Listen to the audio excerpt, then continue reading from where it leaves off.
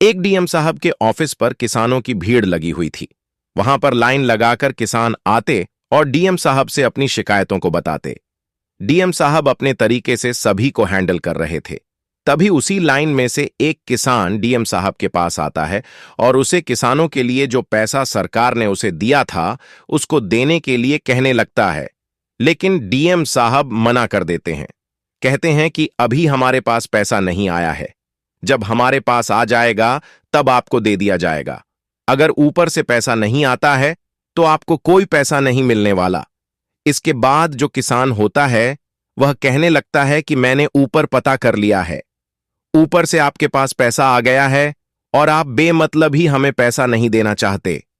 इस बात को सुनकर जो डीएम साहब होते हैं वह एकदम से भड़क जाते हैं और उस किसान को धक्के मारकर वहां से निकालने लगते हैं। लेकिन तभी जो किसान होता है वह एकदम से उन लोगों को अपना परिचय देता है और बताता है कि मैं यहां का मुख्यमंत्री हूं और तुम किसानों के साथ ऐसा नहीं कर सकते। इस बात को सुनने के बाद जो वहां का डीएम होता है और भी जो अधिकारी वहां पर बैठे हुए थे और साथ में जितने भी किसान थे, सभी लोग एकदम से हैरान हो जाते हैं और भौचक्के से रह जाते हैं। क्या कारण था जो मुख्यमंत्री साहब किसान के भेष में यहां पर आए थे? पूरी कहानी की सच्चाई जानने के लिए वीडियो को अंत तक जरूर देखें।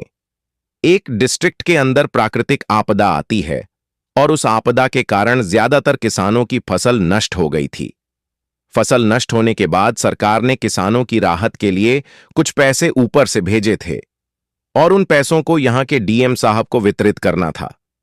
डीएम साहब और यहां के एमएलए, पटवारी, इन सभी को मिलकर उन पैसों को किसानों तक पहुंचाना था ताकि वो लोग इस पैसे से कुछ राहत पा सकें। लेकिन यहां के जो डीएम साहब थे और बड़े बड़े अधिकारी थे, सभी लोग भ्रष्ट होते हैं और वह उस पैसे को किसानों तक नहीं पहुंचाते हैं। अब जब किसान इस बारे में पता करते हैं कि इधर उधर के डिस्ट्रिक्ट में पैसा आ गया है लेकिन उनके पास तक पैसा नहीं पहुंचा है, तो उन लोगों को यह बात बड़ी बुरी लगती है और कुछ जो पढ़े लिखे किसान थे वो डीएम साहब के यहां पर जाकर उनसे पूछने लगते हैं इस पैसे के बारे में। लेकिन डीएम साहब उनसे साफ साफ बोल देते हैं कि आपके डिस्ट्रिक्ट के लिए पैसा ही नहीं आया है, तो आप लोगों को मैं पैसा कहां से दूं? अगर ऊपर से पैसा आ जाएगा तो आपको दे दिया जाएगा, अगर ऊपर से पैसा नहीं आता है तो आपको कोई पैसा नहीं मिलेगा। इसके बाद कुछ लोग इस बात को मुख्यमंत्री तक पहुंचा देते हैं और मुख्यमंत्री के पास ढेर सारे खत इस बात के पहुंच गए थे। यह कहानी थोड़ी सी पुरानी है तो उसी के हिसाब से कहानी को समझने की कोशिश करें। जैसे ही ढेर सारे खत मुख्यमंत्री साहब के पास जाते हैं और वह उनके अंदर एक जैसी समस्या सुनते हैं तो एकदम से जो मुख्यमंत्री साहब होते हैं वह पूरी तरह से हैरान हो जाते हैं। वह सोचने लगते हैं कि ऐसा कैसे हो रहा है, किसानों के हक को यह लोग ऐसे कैसे मार सकते हैं। उसके बाद जो मुख्यमंत्री साहब होते हैं वहां के बड़े बड़े अधिकारियों की मीटिंग रखते हैं और उनसे इस बारे में बात करते हैं। लेकिन जो बड़े बड़े अधिकारी होते हैं वे मुख्यमंत्री जी को आश्वासन देते हैं और कहते हैं कि साहब उनके पास पैसा पहुंच गया है और कोई भी कैसी भी दिक्कत नहीं है। मुख्यमंत्री जी जब इस बात को सुनते हैं तो वह समझ जाते हैं कि कहीं ना कहीं हमारे जो अधिकारी हैं उनके अंदर कोई गड़बड़ है। इसी वजह से किसान परेशान हैं और वे लोग शिकायत बार बार कर रहे हैं, क्योंकि अगर एक दो लेटर होता तो कोई बड़ी बात नहीं थी, लेकिन वहां पर 100 से ज्यादा लेटर उनके पास पहुंच गए थे। इन 100 लेटर की सच्चाई को जानने के लिए मुख्यमंत्री साहब एक फैसला करते हैं और खुद उस मामले की तह तक जाना चाहते हैं। इसके बाद जो मुख्यमंत्री साहब होते हैं वे एक साधारण किसान का भेष बनाते हैं और वहां से सीधा उस डिस्ट्रिक्ट में आ जाते हैं जहां पर यह धांधली हो रही थी। मुख्यमंत्री साहब साधारण किसान की तरह गांव में जाते हैं और गांव गांव जाकर इस बात का ब्यौरा लेते हैं। वहां पर किसानों की दशा बहुत ज्यादा खराब थी। आपदा के कारण उनकी फसल तो नष्ट हो ही गई थी, लेकिन सरकार की तरफ से उन्हें कोई भी मदद नहीं मिली थी। मुख्यमंत्री साहब साधारण भेष में गांव के अंदर जाते और गांव की जो बैठक हुआ करती है जहां पर कुछ बुजुर्ग लोग गांव के आपस में बैठकर बातें किया करते हैं, वहां पर जाकर बैठ जाया करते। जब उस गांव के लोग उनसे पूछते कि आप कौन हो तो वह कह दिया करते कि मैं तो राहगीर हूं, आज रात किसी गांव में ठहरना है तो सोचा यहीं पर ठहर लेता हूं। इसके बाद गांव वाले उनका वेलकम करते हैं सभी लोग जब आपस में बातें करते हैं तो बातों ही बातों में मुख्यमंत्री साहब को पता चल जाता है कि यहाँ के जो लोग हैं वे काफी ज्यादा परेशान हैं और सरकार के लिए तरह तरह की बातें कह रहे हैं। क्योंकि बैठक पर बैठते समय यह किस्सा छिड़ जाता और लोग अपनी अपनी राय सरकार के लिए दे देते हैं। कुछ लोग कहते हैं कि सरकार ने पैसा ही नहीं भेजा, डीएम साहब बोल रहे थे। तो कुछ लोग कहते हैं कि सरकार ने तो भेज दिया है, लेकिन बड़े अधिकारी उस पैसे को मिलकर खा गए हैं। यहां तक कि वहां के जो कुछ एमएलए और जो बड़े बड़े अधिकारी होते हैं, उन सभी के नाम वह गांव के लोग बता रहे थे, जिन लोगों ने उन्हें मिलने वाले पैसे को अपने यूज में ले लिया था। इन सभी बातों को सुनने के बाद और पूरी तहकीकात करने के बाद जो मुख्यमंत्री जी होते हैं, अब खुद इस पर कार्रवाई करना चाहते हैं। इसके लिए वह उसी डिस्ट्रिक्ट के डीएम साहब के कार्यालय में पहुंच जाते हैं अपनी शिकायत को दर्ज कराने के लिए। वहां पर ढेर सारे किसान अपनी अपनी शिकायत लेकर खड़े हुए थे और डीएम साहब एक एक करके सबकी शिकायतें सुन रहे थे। उनके साथ वहां पर और भी अधिकारी बैठे हुए थे जो किसानों को आश्वासन दे रहे थे कि अभी आपका पैसा नहीं आया है, जब आपका पैसा आ जाएगा तो आप लोगों तक पहुंचा दिया जाएगा। धीरे धीरे करके मुख्यमंत्री जी, जो कि एक साधारण किसान के भेष में थे, उनका नंबर भी आ जाता है और वह सीधे डीएम साहब के पास पहुंच जाते हैं। डीएम साहब उनको भी आश्वासन दे देते हैं और कहते हैं कि जैसे ही ऊपर से पैसा आएगा उसके बाद आप लोगों में पैसा बांट दिया जाएगा। लेकिन जो मुख्यमंत्री जी होते हैं वे कहने लगते हैं कि नहीं, ऐसी बात तो नहीं है, सरकार ने तो आपके पास पैसा भेज दिया है, आप उस पैसे को भला क्यों नहीं बांट रहे। इस बात को सुनकर जो डीएम साहब हैं वह एक बार फिर से उनसे मना करते हैं और कहते हैं कि अगर सरकार से हमारे पास पैसा आ जाता तो हम आप लोगों को बांट देते, भला हम उस पैसे का क्या करेंगे।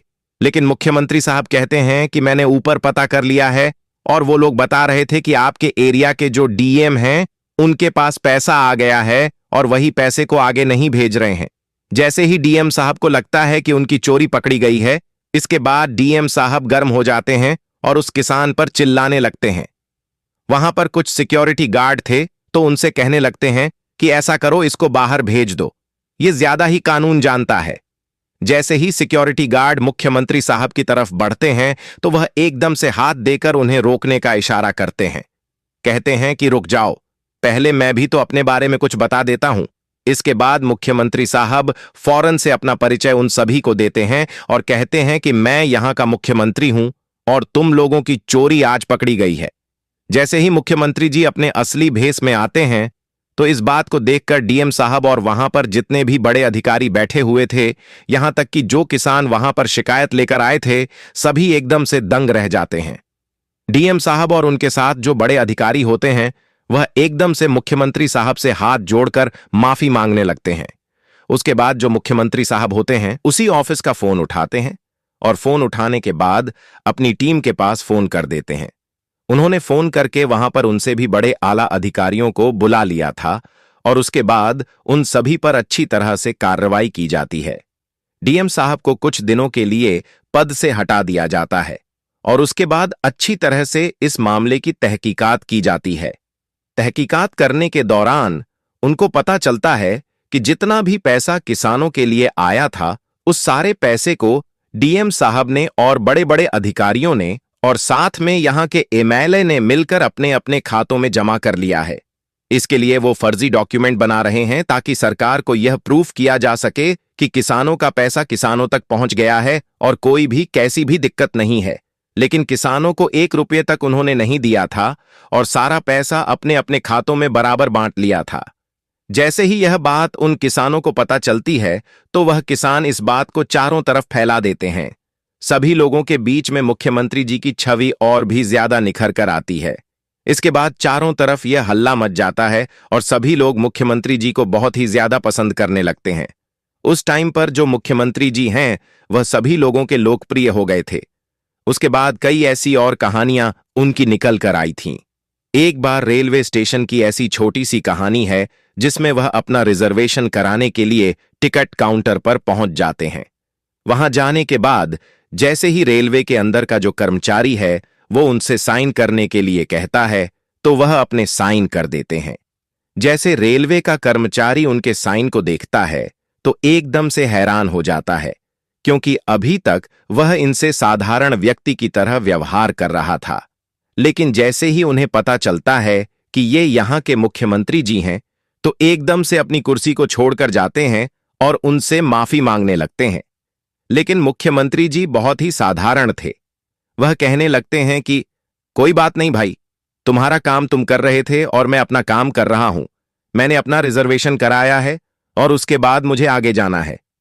तुम अपना काम करो, कोई भी कैसी भी दिक्कत नहीं है। वहां पर भी लोगों को मुख्यमंत्री जी का यह स्वभाव पसंद आता है और सभी लोग उनकी बड़ाई करने लगते हैं। इस कहानी के अंदर जिन मुख्यमंत्री साहब का जिक्र हुआ है, उनके बारे में मेरे ख्याल से सभी लोगों को पता होगा। अगर आप लोग जानते हो कौन है वो मुख्यमंत्री साहब, तो आप उनके बारे में कमेंट सेक्शन में बताएं और उनका नाम जरूर लिखें। हालांकि मुख्यमंत्री साहब अब इस दुनिया में नहीं है। यह एक छोटा सा हिंट है आप लोगों के लिए, ताकि आपको आसानी हो उनके नाम को पता लगाने में। लेकिन असलियत में अगर देखा जाए तो मुख्यमंत्री हो तो ऐसे हो। उनकी ढेर सारी कहानियां हैं। अगर आपको ये कहानी पसंद आती है, आप लोग इस कहानी को अच्छा सा प्यार देते हो, तो उनकी और भी कहानियां विस्तार में हम लेकर आएंगे। ये एक छोटा सा किस्सा था जो हमारे बुजुर्ग हमें सुनाते हैं, और वैसा ही मैंने आप लोगों को सुनाया है। आप क्या कहना चाहते हो मुख्यमंत्री जी के बारे में? आप क्या कहना चाहते हो डीएम साहब के बारे में? आपकी जो भी राय कमेंट सेक्शन में लिख सकते हो, लोगों के साथ शेयर कर सकते हो। वीडियो अगर अच्छी लगी तो वीडियो को लाइक और चैनल को सब्सक्राइब जरूर करें, ताकि हमें थोड़ा सा हौसला मिले आप लोगों के लिए ऐसे ही अच्छे अच्छे वीडियो बनाने के लिए। इन कहानियों को सुनाने का उद्देश्य किसी को परेशान करना बिल्कुल भी नहीं है। यह कहानी आपको इसलिए सुनाई जाती है ताकि आप लोग इन कहानियों में से कुछ ना कुछ सीख सको और अपने जीवन में उस चीज को अप्लाई कर सको। मिलते हैं किसी नेक्स्ट वीडियो में टॉपिक के साथ। तब तक के लिए जय हिंद, जय भारत, जय हिंदुस्तान।